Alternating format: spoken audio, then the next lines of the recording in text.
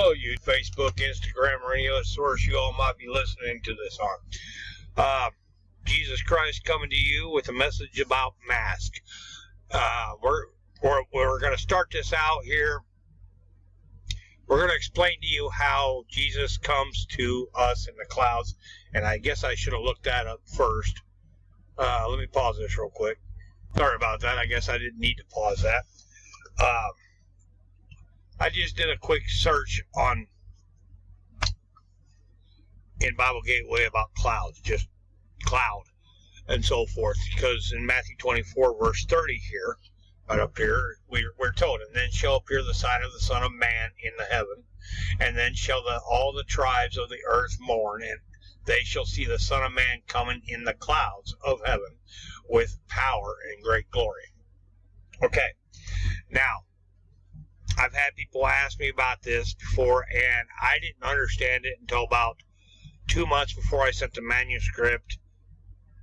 Maybe not even that long before I sent the manuscript to the fourth book to the publisher, because there's a fourth book coming out. But I didn't understand what this meant. Okay? And then the Father showed me, and that's why we're starting here. Okay? And I've explained all the other biblical witnesses of who I am in the other videos, and in the 3 books that are already published. Mainly in the third, I give a detailed, laid out with several biblical witnesses of who I am in the 3rd book, okay? Which the 3rd book is wrapped up into the 4th book. I misnamed it a little bit, and that's why, and as soon as it was published, the Father told me, through a servant of God, the Father told me that I named it wrong. I was supposed to name it Jesus Christ in the Flesh is here. Anyway, what I wanted to do tonight is just kind of go back down here to 2 Peter chapter 2, verse 17. Okay, we'll go ahead and click on the full chapter real quick. We'll just kind of scroll down here, and we're going to read from, let's see.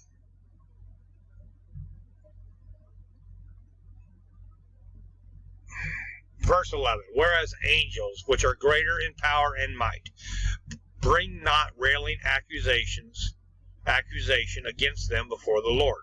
But these are natural brute beasts, made to be taken and destroyed. Speak evil of the things that they understand not, and shall utterly perish in their own corruption, and shall receive the reward of unrighteousness, as they that count it pleasure to riot in the daytime. Spots they are, and blemishes, sporting themselves with their own deceivings while they feast with you, having eyes full of adultery, and that cannot cease from sin, beguiling unstable souls, and heart they have exercised with covetous practices. Cursed children, which have forsaken the right way, and are gone astray, following the way of Balaam and the son of Bethar, who loved the wages of unrighteousness, but was rebuked for his iniquity. The dumbass, speaking with man's voice, forbade the madness of the prophet. These are wells without water, clouds that are carried with a tempest, to whom the mist of darkness is reserved forever. Okay, verse 17 is the one we're drawing attention to. Okay, men are counted as clouds that are carried with a tempest, to whom the mist of darkness is reserved forever. Men are clouds. Now, to back that up, to verify some more of that, let's look in Jude, chapter 1, verse 12. Okay, same thing. And we'll go ahead and do that. We'll go ahead and scroll down here. We'll just start at 9, verse 9. Yet Michael the archangel, when contending with the devil, he disputed about the body of Moses, durst not bring against him a railing accusation, but said, the Lord rebuke thee. But these speak evil of those things which they know not, but what they know naturally, as brute beasts. In those things they corrupt themselves. Woe unto them, for they have gone in the way of Cain, and ran greedily after the heir of Balaam for reward, and perished in the gainsaying of Kor. These are spots in your feast of charity. When they feast with you, feeding themselves without fear, clouds they are without water, carried about of winds, trees whose fruit withereth, without fruit, twice dead, plucked up by the roots. As you can tell, that's not talking about an actual cloud. That is people. These people are clouds. Clouds are people. That's how we can see the Son of Man coming in the clouds. I come with other men. Okay? Jesus Christ rose up in David's body when David willingly laid down his life back in March 8th, March 9th, 2016. This is explained in detail in the third book, as I was saying. David laid down his life. Now he comes to you in the clouds. I'm just another man that looks like everyone else, acts like everyone else. I'm in the flesh. Jesus Christ has come to you in the flesh. Okay? Now what Revelation 1:17. Behold, he cometh with clouds, and every eye shall see him. And they also which pierced him, and all kindreds, and all the earth shall wail because of him. Even so, amen. I'm coming in the clouds. And I know it's hard for people to believe it. And I know a lot of people don't want to believe it. But as I pointed out in the book, and I'm not going to point it out here tonight, this is how when Jesus Christ appeared once in the end of the world. The world's getting ready to come to an end. And there'll be another video later on this about how this COVID-19 and the way it's taken out the economic structure. This is all detailed in the fourth book, but the economic structure and everything, this is our first contraction. Everybody's part of the Son of God, and we all got to go through these contractions, okay? This is just our first contraction, which anybody that's ever had children or ever knows anybody that has children usually knows that the first contraction is usually the easiest. This is going to get harder. But anyway, I wanted to go over that just to kind of tell you about this. The reason I'm doing this is because I listen. The Father told me to stop listening to the Bible back in January, and about the same time they started talking about this COVID-19 on the news here in the United States and so forth, and that is why he told me to stop listening to the Bible. He told me to start paying attention to the news, because there's a lot of things. Remember, everybody's a servant, everybody's a vessel of God. There's certain things that are done, said, and whatnot on the news that that he's taught me on how to listen for certain things to know that he's trying to say something to me through this servant or vessel of God. Okay, as I showed in the books. Okay, I'm learning obedience. I haven't got it mastered yet. Wish I did, but I've gotten a lot better at it. I've gotten a lot better over the last couple of years. But I hear people talking about this. This is my own commentary right here. I'm just going to give a little bit of my own commentary that's not based off of the Bible. I mean, yeah, we can go look in Romans, I think it is, where it says all ordinances come from above, obey the law and so forth, the governments, whatever exactly. I don't remember exactly how it's worded. Okay, but I've heard on the news people complaining about having to wear their mask into a facility. Store, particularly at maybe grocery stores, and they complain and say it's against their constitutional right. No, it's not. Okay? That's their property, not your property. If they choose to say you must wear a mask to come onto my property, just as they require you to wear a shirt and shoes and pants to come into their property and buy stuff, they have the right to say you wear a mask on their property. That's their property. To flip it around to where it was your property, you're not going to let anybody just come into your property and act and do whatever they want to do. Remember, Matthew 7, verse 12, do unto other men as you'd have other men do unto you. Okay? So if a property or a store says wear a mask, if you want to use their store, wear a mask. If you don't want to wear a mask, don't use their store. That's the law. They have a right to say that about their store. That's their property, not your property. Just the same, if it was your property, reverse the situation around. You have a right to say it. And you have a right to say, if you don't want to abide by my rules, don't come onto my property. It's the same thing for them. That's what they're saying. Abide by what we say, or don't come onto my property. Okay, plain and simple. But now, I've heard people saying that of other people talking about of their religious beliefs that Jesus is their vaccine. And I'm not going to go into all this, okay, but this is going to be really detailed in the 4th book, all right?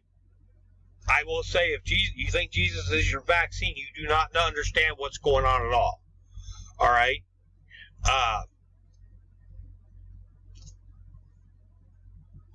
And what you're doing by when you do that is you're making it about you. You're not making it about others. Now, I've heard others complain on the news and say, that they won't wear a mask. Sorry, I saw something out my window there that was distracting me. They won't wear a mask because they're made in the image of Jesus. No, there's a very lengthy chapter in the 4th book that details. Each of the first 3 books, gives a little bit here and there about what it means about letting us make man in our own image when that's said in the beginning of the Bible. That has nothing to do with us looking like them, but if you want to be in the image of Jesus Christ, okay, we need to be thinking about the love that Jesus had for others. Jesus laid down his life. Okay, we're going over this. This is how this all began. That's why we're here in the 1,000-year reign now. This is explained in the books, okay? But Jesus laid down his life so that all of the world might be saved through him. Jesus is in you. Jesus is in me. You're with Jesus. I'm with Jesus. We're in the 1,000-year reign. Okay. He laid down his life so that we might be saved through him. It doesn't say we're automatically guaranteed to be saved. Okay. But he did this for the love of others. Now, when I get into this, I want to be able to explain this a little bit. A few weeks ago, I'll put it this way, the Father pretty well let me know, overwhelming sensation, that there was going to be a few places that was going to start mandating us to wear masks. This is before all the masks got big and hot and heavy or whatever. And so I called someone. I said, "Could you make me some masks?" Because I couldn't find them in the store anywhere. Because it'd been spreading and people were getting masks, but I wasn't wearing one at that time. And I just started really feeling like the Father was telling me, "You're going to go to places," because I'm a truck driver and I haul food. And I really started getting this overwhelming sensation that I was going to start going to places that was going to require me to wear the mask. So, all right, I called someone. Lady friend of mine. I'm married to God. I'm not with anyone. Okay, that's a whole other Bible lesson. But anyway, see, I got myself starting to think about some other Bible stuff. So I got to get back on track here. But I called her up and had her make me some masks. I got through there and I got the mask. And 5 days after I got the mask, I pulled into a customer, and the customer said they required a mask. I was kind of amazed by it, how that just worked. The Father sent me to her house to pick up the mask, and just a few days after I picked up the mask, that I pulled into a place and they required me to wear a mask. Okay, so I went on for a while wearing a mask, only when I went into places that required me to wear a mask. Well then last week I had a little bit of a breakdown, and there was the mechanic come out and fix it. When he got it fixed, he climbed up in my truck and to record my mileage. He did this while I was outside looking at the repairs that he had made. And when I stepped out, I seen him up in the truck, and I'm like, dude, I could have just told you my mileage. My first thought is we're trying to protect everybody from this virus. You know, he don't know if he can get in my truck to pick up my germs. I don't know if he's got the virus, he gets in my truck, whatnot. You know, I felt like he violated my territory. My hairbrush wound up that day, same day, come up missing. I don't think he took it, but it was just kind of weird. I couldn't find my hairbrush. You know, and to that matter, anybody that gets into, you know, it's just like if you are out and about, you come home and you find you're not a perfect, but you find a stranger standing in your house, it's going to bother you. You're going to wonder if things are missing and whatnot. You know, I mean, I'm not going for all the other stuff that however you would react, but just think about it. If you walked, you know, you saw a stranger standing in your house, it's going to make you wonder why that stranger's in there, what if anything's been messed with, anything's been taken. You know, it just kind of messed with my mind a little bit. So I had to ask the Father. I said, Father, why did you cause this servant? Because I know everybody's a servant, everybody's a vessel of God. Excuse me.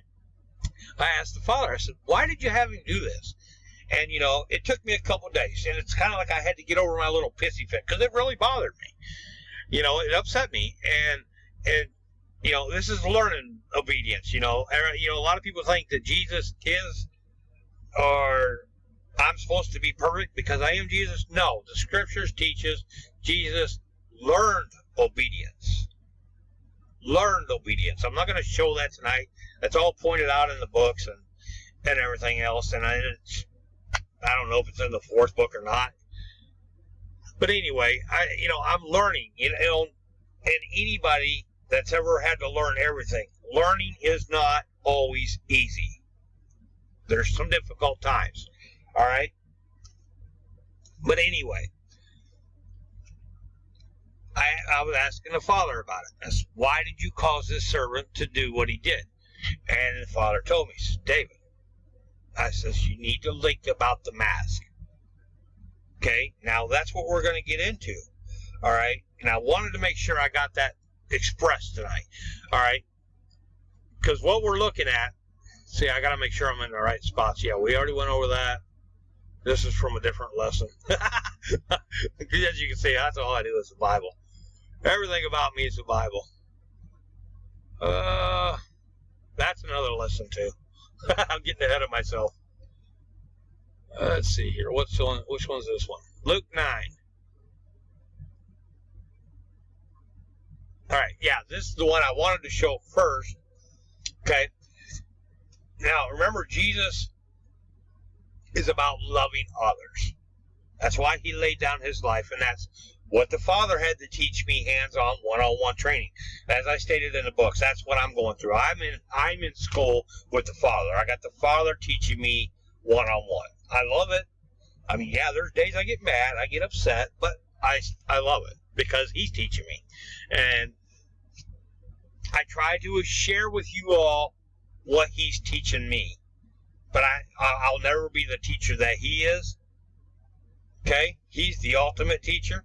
But I think I can still portray the message in a way that makes it easier for us to understand. For you all to understand in a way that I understand. Okay? But now, when we're wearing these masks, okay, when I wasn't wearing a mask anywhere other than it wasn't mandated. And when the Father started bringing this on, you know, this is one of the first things that he brought to my attention. You know, what kind of a spirit? What spirit am I? Let's see, yeah. Let's just start with Luke 9. Show you all where I'm at. Luke 9. We're going to start with verse 48 or 49. Well, let's start 48. And John answered and said, Master, we saw one casting out devils in thy name, and we forbade him, because he followeth not with us. And Jesus said unto him, Forbid him not, for he that is not against us is for us. And it came to pass, when the time was come that he should be received up, he steadfastly set his face to go to Jerusalem, and sent messengers before his face. And they went, and entered into a village of Samaritans, to make ready for him. And they did not receive him, because his face was as though he would go to Jerusalem. And when the disciples James and John saw this, they said, Lord, wilt thou we command fire to come down from heaven and consume them, even as Elias did? But he turned and rebuked them and said, Ye know not what manner of spirit ye are of. The Son of Man is not come to destroy men's lives, but to save them. And they went to another village. Okay, see what spirit? If you want to have the same spirit of Jesus, it's a love to save others. Okay? Now I got to back up and find my spot here. Okay. Now, this is how the Father taught me. All right. And right here, this is John 15, verse 13. Greater love have no man than this, that a man lay down his life for his friends. Okay. Oh, and I wanted to comment on that, which we're getting ready to get into. Oh, we'll say it in a minute. Okay. Well, actually, we can say it now. I've heard someone saying they won't wear a mask because Jesus didn't wear a mask. Now, here's the way the Father had to tell me. And when all the mask conversations started happening way back when, I told people I won't wear one. Because I don't want to cover my beard. I like my beard. The Father grew it on my face, and He's the one that put it here. So, my beard glorifies Him. So I didn't want to cover my beard. And excuse me. So anyway, I went through all that rigmarole until the Father did this. And then when the Father started doing it, He says, David, He's like, how many people are scared or terrified of dying? I'm not. David's not scared of dying at all. David doesn't lay down his life. Okay? This is Jesus Christ in the cloud, in the vessel of God, of David. David already died. I expressed that in the other videos. I already expressed that in the other books. On top of that, which is in the books, in 2009, I literally tried to take my life. I was sick of living in this world. I was tired of putting up with everything. Okay? I'm not afraid of death. Okay? I'm not suicidal or any of that sort, because the Father needs me to finish doing what He needs me to do. Okay? I can't remember where it's at right now, but, I'm thinking about the scriptures that say that whether we die or whether we live, we are Christ. Okay? We belong to Christ. That's part of 8 billion people on the planet, all belong to Christ. Christ dwells in everyone. Everyone is with Christ. We all belong to Christ. But in that same verses, in that same area of the Bible, it says, but it's more needful for you to be in the flesh. The Father needs me in the flesh to finish whatever He needs me to finish. But when He's ready to take me, and I won't die 1 minute, 1 second, not 1 second before it's time for me to go, I will die. I won't die 1 second after He's ready to take me either. Okay, that's another Bible lesson. But I'm not scared of dying. And I don't wear the mask. I guess I should have told you that. Jesus does wear a mask. I don't wear it to protect myself. In fact, I was even thinking about that today. I went into a couple places, I picked up a load and so forth, and I put my mask on, I wear my mask, and I'll put my mask on here in a few minutes. But I get in the truck after I come back in, and I've got hand sanitizer, and I don't put it on. Because I'm not worried about my life. Yes, if I get the virus, I don't want to give it to anyone. But at the same concept, I'm not worried about my life so much that I'm going to try to do everything I can to protect myself. Here's how the Father taught me about wearing the mask. Well, He says, David, when you walk into the store, there are people out here that are scared.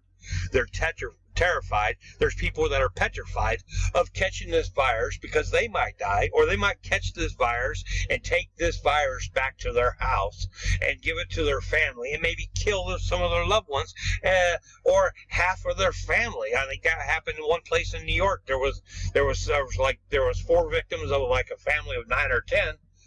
4 people of like a family of 9 or 10 that died from this COVID-19. How many people are terrified or petrified of that? Okay, and this is the way the Father explained it to me. And he says, by you not wearing your mask, you could be scaring someone. Just because you walked into the same facility, same store that they're in, just because they're getting something they need. Maybe it's a truck stop. Maybe they need to get gas. Maybe they need to get a little bit to eat. Maybe they need to go to use the restroom. You know, I mean, cars are allowed here. We're all cars, trucks, campers, everybody come in here. Families come in here, and so if there's some people in there that are terrified of it, then by me not wearing that mask, when I walk in, if they're scared of it, they might think I might catch the virus just because this person walked into this store. They might think I might die because this person walked into the store. Or I might catch this virus and take it home to my family. Maybe someone's taking care of their mom and dad, and they're just there to get a little bit of food or pay for some gas they just put in their car. I mean, you don't know. They don't know you. We don't know them. It's the same thing. But when we put the mask on, okay, we walk into that store, it takes a little bit of a burden off of their neck, off of their shoulders. It takes the yoke off of their neck. No, we can't make everyone put on a mask, and we don't want to make everyone wear a mask. It's their choice. But at the same time, should we be the one that says, I don't love you enough to cover my face for a few minutes while we're in the same territory so that you don't feel less, or so that you feel less threatened? If I'm saying that right. When I wear this mask, anybody that's in the approximate area that I'm in, or the building, they're going to automatically feel less intimidated by me because they know that I'm taking a little bit of precaution just by putting on the mask. Okay? I was explaining this to my dispatcher today, and it was like I was telling him, and you don't hear about this talked about much on the news. I mean, yes, the coughing, the sneezing, the talking. When we talk, the spittle comes out of our mouth. I've watched on the news on how they had that in some kind of laser light thing there when a person talks and watching the spittle come out of their mouth. But now, and this is the part that I don't hear talked about much on the news, okay, is that when we breathe, and this is something the Father brought to my attention, when we breathe, there's moisture in our breath. Just by breathing, I mean, you would have to be pretty close to someone for them to be able to get any moisture from your breath.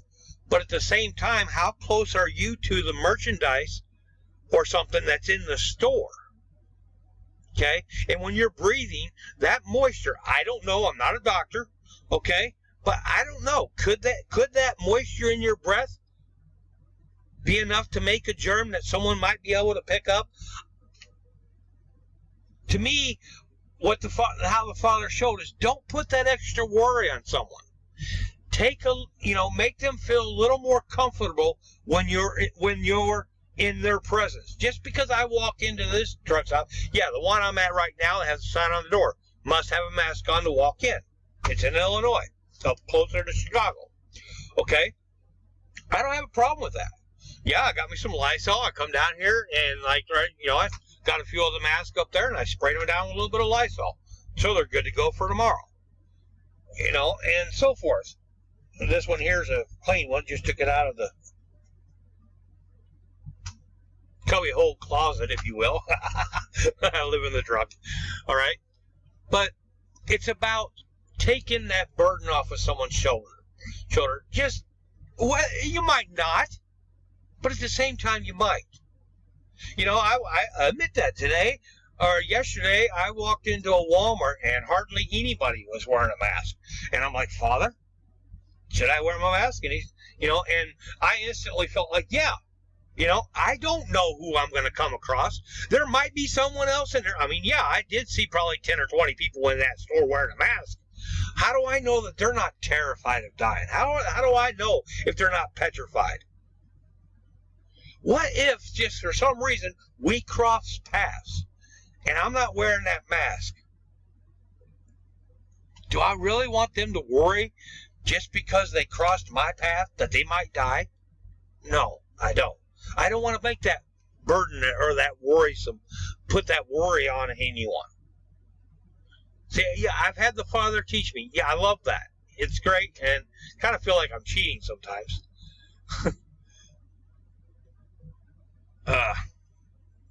Okay. 1 Thessalonians chapter 5. This is what I'm talking about. Okay? About taking the burden off the shoulder, make people feel a little less worried about just because you're there. Okay, for God have not appointed us, 1 Thessalonians chapter 5, verse 9. For God have not appointed us to wrath, but to obtain salvation by our Lord Jesus Christ, who died for us. Whether we wake or sleep, we should live together with him. Wherefore, comfort yourselves together and edify one another, even as also ye do. And we beseech you, brethren, to know them which labor among you and are over you in the Lord, and admonish you, and to esteem them very, very highly in love for their work's sake, and be at peace among yourselves. Now we exhort you, brethren, warn them that are unruly, comfort the feeble-minded, support the weak. Be patient toward all men. That's what I'm talking about. Comfort the feeble-minded. Support the weak. Be patient toward all men. It doesn't take much to put the mask on. It takes a few seconds. Okay? See? Whoops. And that's what happens a lot. But I just kind of pinch it around my nose. I wear glasses, so, you know, and I have to do that, kind of pinch it around my nose so it don't fog up my glasses. But it don't take but a few seconds to wear it on. And I come out of the store and I take it off. All right? As long as there's not other people around. If there's people around, I'll put it back on. Or I'll leave it on, I should say. Okay? Oh, I didn't read the last verse here that I had highlighted. See that none render evil for evil unto any man, but ever follow that which is good, but both among yourselves and to all men. Okay? That's what I'm saying. You know, don't be evil and walk into the store and make someone think that maybe make someone think that they might die just because you walked in. Show that love. The same love as Jesus had for the whole world. The whole world. Show that same love for everybody around you. If you want to be of the same spirit of Jesus, if anybody ever tells you that Jesus didn't wear a mask, yes, he does.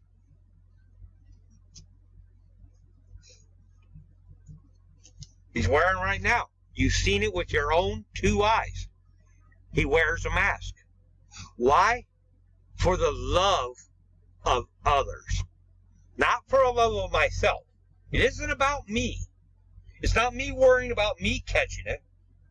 It's me not wanting people to think that they might catch it because I'm not wearing a mask. That's how the Father taught me. Yeah, it takes a little bit of use to get to breathing in. The first day I wore it in, I put the mask on, and I held my breath while the mask was on. It was kind of weird. You know, I was just like, what? I'm not gonna like this. But now it's no problem. You know, it just because I've been doing it so much. But I let the Father teach me what it was all about, and it took a little time, and I hope that I can kind of help get the message out, that in a sense that instead of you having to experience everything that I experienced, through what I experienced, I'm kind of trying to want to share what I learned from what I experienced, so that maybe you can feel the same love and put out the same love to everyone around you. Because I'll guarantee you, our Father's marked, it's like he's got a little pen up there, and he's marking down every little thing that we do, every little thought that we have. And if those thoughts aren't a love for others, we're in a lot of trouble. It's what it's all about. It's about loving others. Now, there's one other thing I wanted to cover on this mask thing. Okay? I know what it is, and I'm not sure where it's at, but I wanted to say, don't make this about money. Okay? Don't make this about, I understand there are people that are worried to death. They got bills to pay. They got kids to feed and everything. And rightfully so. Rightfully so. Without a shadow of a doubt. Okay, but here's what I'm trying to say by that, not making it about money. Okay? Yes, I had the money to have these made. Okay? They're not hard to make. Any kind of covering will work. All right? That's not what I'm talking about. What I'm talking about is just because you're worried about finances, because you got bills to pay, you've got rent, or you've got mortgages to pay, you've got kids to feed, whatever your financial circumstances are, that, you have every right to be worried about that. I understand that. Okay? But what I'm saying is, don't make it about money why you don't show the love for others. The reason we're doing this, verse 10 right here. For the love of money is the root of all evil, which while some coveted after, they have erred from the faith and pierced themselves through with many sorrows. Love others. The Father will provide. Always. But don't let it be, well, I got bills to pay, so I'm going to walk out there without the mask. I don't care if anyone else dies because I'm not wearing a mask. That's wrong. That's not love, and that's not how you would want others to do to you. Don't do it to them. Don't do others that way. It's a love for others, not a love for yourself.